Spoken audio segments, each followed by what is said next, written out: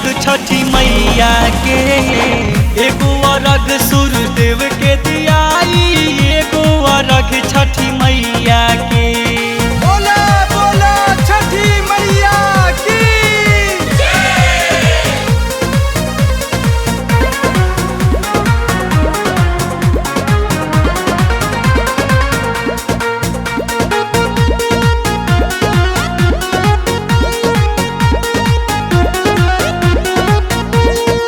रउआ त परची बनाहिले, फल फल हरियोले आए देहे, बनवा सो परिया ढकनी दियरिया, साठी के चौरा मंगाए देहे।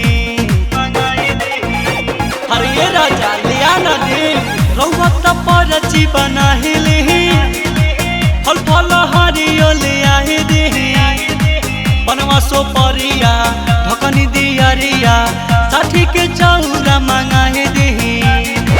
डालिब ना भोज कुछ आइब नहीं छोड़े रउआ, दूध मंगाइले हम गैया के, एगो अरघ सूर्यदेव के दियाई, एगो अरघ छठी मैया के, एगो अरघ सूर्यदेव के दियाई, एगो अरघ छठी मैया के।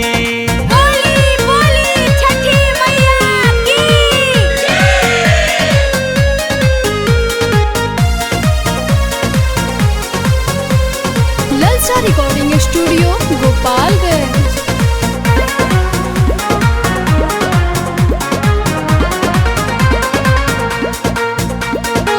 बिटू बिना घरे आवता रे, किन के उखियो ले आवता रे, जोड़े नारियलवा जोड़े सुपुलिया, रिपना घाट सजवावता रे।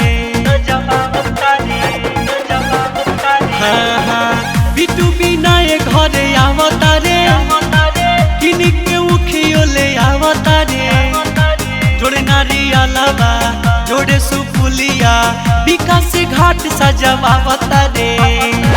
मिट जाई दुख मिले जीवन में सुख, अर्जी करब आदित्य गोसैया के, एगो अरघ सूर्यदेव के दियाई, एगो अरघ छठी मैया के, एगो अरघ सूर्यदेव के दियाई, एगो अरघ छठी मैया।